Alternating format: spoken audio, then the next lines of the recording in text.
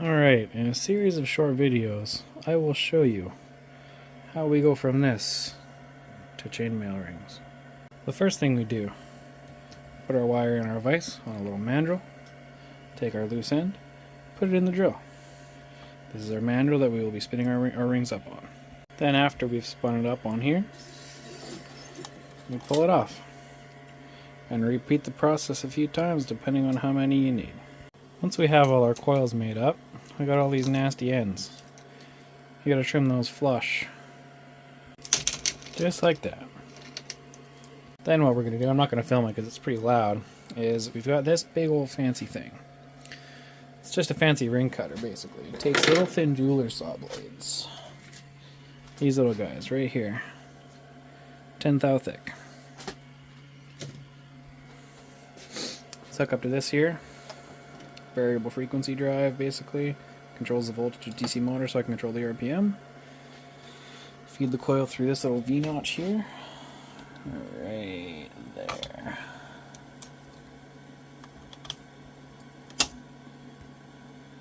There it is.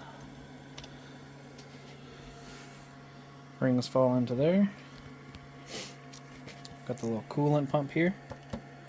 Got our inlet, outlet, pumps coolant up through a housing in here, keeps the blade cool, excess coolant falls into here, rings fall into here, coolant then runs into here once it overfills, back into there, recycle most of it.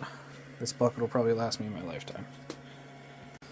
And once we're all said and done, we've got a nice pile, a few thousand rings or so. So what we're going to do, we're going to let this catch base and settle a little bit. Try and drain out any remaining coolant. And then we're going to take them and put them in our sieve. We're going to let them soak a little bit in there. There's a couple spots you can see.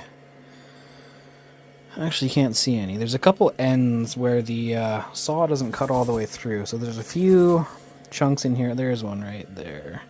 See how that one, this saw is only able to get up to about the last 4 rings, and then it can't cut the rest. So there's a few little chunks like that in there.